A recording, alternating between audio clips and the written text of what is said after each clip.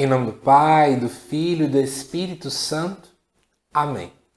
Amado irmão, amada irmã, é com grande alegria que nós estamos aqui juntos para estudar melhor sobre o Evangelho deste 27º domingo do tempo comum, onde juntos nós vamos meditar no trecho que se encontra lá em Marcos, capítulo 10, versículos 2 até o 16.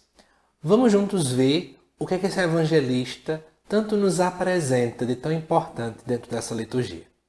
Pegue sua Bíblia e vamos lá. Vai dizer o seguinte: alguns fariseus aproximaram-se dele e, para pô-lo à prova, perguntaram-lhe: é lícito ao marido repudiar a mulher? Ele respondeu: que vos ordenou Moisés? Eles disseram: Moisés permitiu escrever carta de divórcio e repudiar. Jesus então lhes disse: por causa da dureza dos vossos corações, ele escreveu para vós esse mandamento. Mas, desde o princípio da criação, ele o fez homem e mulher. Por isso o homem deixará o seu pai e a sua mãe, e os dois serão uma só carne. De modo que já não são dois, mas uma só carne.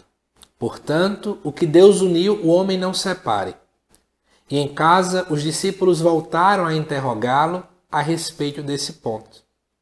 E ele disse: todo aquele que repudiar sua mulher e depois desposar outra, comete adultério contra a primeira. E se essa repudiar seu marido e desposar outro, comete adultério. Traziam-lhe crianças para que as tocasse, mas os discípulos as repreendiam. Vendo isso, Jesus ficou indignado e disse: deixai as crianças virem a mim. Não as impeçais, pois delas é o reino de Deus. Em verdade vos digo, aquele que não receber o reino de Deus como uma criança, não entrará nele. Então, abraçando-as, abençoou-as, impondo as mãos sobre elas. Amado irmão, amada irmã, que texto rico, não é? Nós podemos dividi-lo em duas partes. A primeira se encontra entre o versículo número 2 e o versículo 12, e a segunda parte entre o versículo 13 e o versículo de número 16. Vamos começar a refletir sobre a primeira parte. Nessa primeira parte, Jesus estava no caminho. Eu já refleti com vocês em vídeos passados que o caminho reflete inseguranças, reflete esse caminho de discipulado que nós fazemos, né? Incertezas, caminho de missão. E aí chegou então fariseus e se aproximaram de Jesus. Os fariseus eram os adversários mais fanáticos de Jesus. Eles eram pessoas que diziam que eram muito estudiosas da palavra, né, da Torá especialmente, que são os 5 primeiros livros dos escritos, né, que os judeus seguem. E o que acontece? Tentando pôr Jesus em prova, perguntaram, né, se é lícito ao marido se divorciar de sua mulher. Por que foi que eles trouxeram esse tipo de pergunta? Na verdade, para a gente entender, temos que voltar no tempo e entender o que acontecia naquele tempo, né? Existiam 2 linhagens de escolas rabínicas. Uma delas é a escola de Shammai e outra que era a escola de Hillel.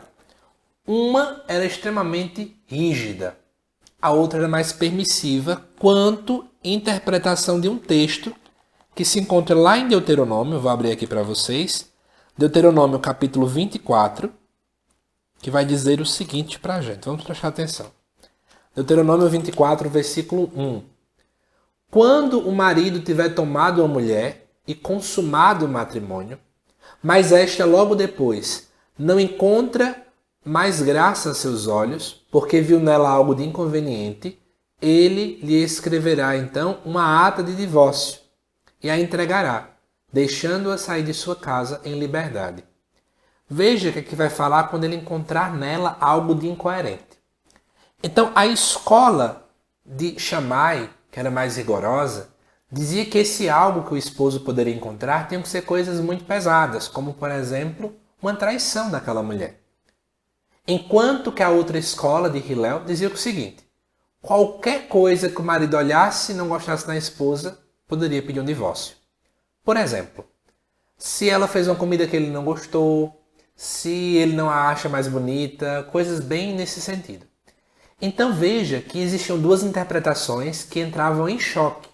Então o que os fariseus queriam saber era mais ou menos o seguinte: Jesus, tu que és um mestre para muitas pessoas, qual é a interpretação que tu consideras correta?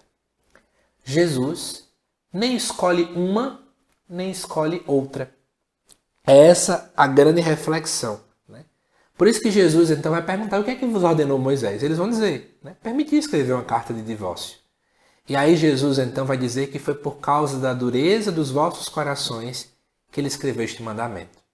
Talvez você que está assistindo esse vídeo diga assim: mas ora, a Igreja Católica não permite divórcio. Mas é bíblico, porque lá em Deuteronômio 24, versículo número 1, pode existir divórcio. Quem é que está certo? Eu vou te ajudar a entender, tá bom? Em primeiro lugar, temos que entender que a Sagrada Escritura reflete a cultura da época. Então, naquele tempo, quando foi escrito lá no Deuteronômio, as pessoas tinham um grande costume de realizar o divórcio. E sim, o divórcio acontecia por qualquer motivo. Então, na verdade, inclusive aqui eu vou usar como argumento o próprio Santo Agostinho. Santo Agostinho, ao comentar esse texto, ele vai dizer: na verdade, esse escrito de Deuteronômio não era de modo algum apoiando o divórcio, mas tentando pôr um obstáculo ao divórcio, tentando dificultar o divórcio naquele tempo. Porque agora eu digo, só pode acontecer isso se acontecer algo por trás. Então veja que era tentando proibir mais, né? Fechar o cerco diante desta realidade. Mas agora Jesus, que ele é o novo Moisés, aquele que legisla, aquele que de fato nos dá a interpretação da Bíblia, ele vai nos dizer: desde o princípio da criação, Deus fez o homem e a mulher. Por isso, o homem deixa a casa do seu pai e a sua mãe e vão ser uma só carne. Nós temos aqui a indissolubilidade do matrimônio. Não existe divórcio. Jesus não apoia divórcio. Por isso que eles não são mais dois, mas sim um. E aquilo que Deus uniu, o homem não pode separar. Então Jesus aqui nos mostra que, na verdade, toda aquela crença anterior tem em vista a dureza do coração do povo, a mentalidade errônea daquele povo. Mas agora, plenitude dos tempos, o tempo certo, o tempo da maturidade, o tempo das promessas, Jesus vem realmente agora dizer: o matrimônio é assim. Vemos aqui, de fato, Jesus dizendo aquilo que nós falamos no momento da celebração do sacramento do matrimônio. Que Deus uniu, o homem não separe. Mas depois, a sós com seus discípulos, Jesus aprofunda essa explicação. Eles interrogam Jesus Cristo, e aí no versículo 11 vai dizer justamente isso, né? Todo aquele que repudiar a sua mulher comete adultério. É a mesma coisa com a mulher. Esse texto é importante porque até então só a mulher é considerada adúltera. O homem não era considerado adúltero. Para você perceber que naquele problema tem uma grande discrepância, né, de dignidade. O homem não era tão mal visto, a mulher sim se tornava mal vista. Então Jesus agora traz a dignidade de volta, ele iguala nesse sentido o homem e a mulher. Então Jesus aqui traz de volta. Eu queria ainda comentar uma última coisa, né? A importância de Jesus voltar a olhar para o Gênesis. O projeto original de Deus agora pode acontecer na pessoa de Jesus Cristo. Vejo muitas pessoas dizendo assim: mas isso é muito tópico, isso é historinha antiga. Antigamente era fácil acontecer casamentos assim, onde o esposo e a esposa sejam um. Ora, em Jesus Cristo, nós podemos realizar os sonhos do coração de Deus. Em Jesus Cristo, para que nós somos criados, realmente agora pode acontecer aquilo que a nossa identidade pode ser realizada. Então o matrimônio é vontade de Deus, sim. E sendo vontade de Deus, posso dizer sem sombra de dúvidas que agora o projeto originário pode acontecer. Talvez você que está assistindo o vídeo seja casado ou casada. Eu quero dizer uma coisa para você. O matrimônio é vontade de Deus. E sendo vontade de Deus, você pode saber que o Senhor vai unir vocês a cada dia mais se você buscar estar em Cristo. Mas vamos continuar. No final, do versículo 13 ao versículo 16, vai mostrar um relato de Jesus com as crianças. Os discípulos não querem deixar com que a criança toque em Jesus Cristo. É interessante, né? Jesus sempre acolhe a todos, Os discípulos são meio que do contra, não é? Vão contra o projeto de Deus. E aí o que é que Jesus faz? Jesus fica indignado. Só Marcos usa essa palavra, né? Jesus com raiva, Jesus que não gosta do que os discípulos fazem. E Jesus vai dizer: deixai as crianças virem a mim, porque delas é o reino de Deus. E depois, Jesus agora meio que explica esse versículo anterior. Ele vai dizer que aquele que não recebe o reino de Deus como uma criança, não entra nele. De que forma é que uma criança recebe o reino de Deus? A criança não busca fama, a criança não busca, né, os seus próprios desejos, não busca vaidade, não busca orgulho. A criança é acolhedora, a criança está aberta para aprender, a criança ama. Olha que coisa linda. Nós precisamos acolher o reino de Deus como uma criança, humilde, sem buscar carreiras, sem buscar aplausos, sem buscar elogios, mas buscar a vontade de Deus. E no final, Jesus abraça, abençoa e impõe as mãos sobre essas crianças. Que coisa linda, não é? Quantos de nós, na verdade, procuramos o reino de Deus em busca de fama, de dinheiro, de autoafirmação? Quantos de nós, como já vimos em outros evangelhos, queremos o primeiro lugar? Uma criança não busca o primeiro lugar. Se nós queremos ir para o céu, nós precisamos entender, amado irmão, amada irmã, que o céu é local daqueles que desejam ser como uma criança. Não infantis, mas crianças.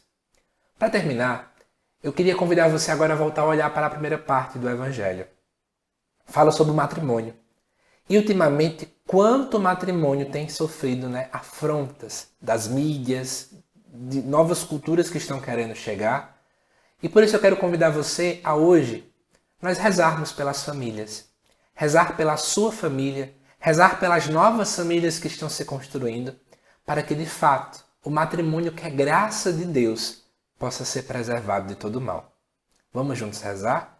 Coloque a sua família em intenção, coloque outras famílias que você conhece em intenção e juntos rezemos. Feche os seus olhos e reze comigo. Jesus, nesse relato de Marcos, como fica evidente que o matrimônio é vontade tua. Mas ultimamente nós estamos vendo tantas pessoas que acham que casamento é coisa antiga, é coisa antiquada. E nós queremos nesse momento colocar diante de ti todas as famílias. Quero colocar a minha família, quero colocar as famílias daqueles que vão assistir este vídeo, quero colocar as famílias que estão desestruturadas e que eu conheço, para que a tua graça, Senhor, possa as alcançar. Senhor, vem nos mostrar que a família é dom. A família é um presente dado pelo Senhor. Leva-nos a valorizar a família. Leva-nos a valorizar o matrimônio. Leva-nos a valorizar este sacramento tão combatido, tão criticado, tão desvalorizado nos últimos dias.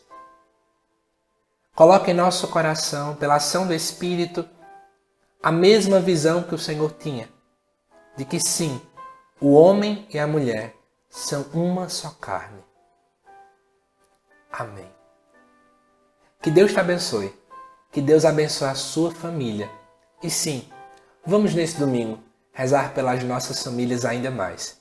Para que de fato, que Deus uniu, o homem jamais separe. Que Deus te abençoe e até o nosso próximo vídeo. Bom domingo.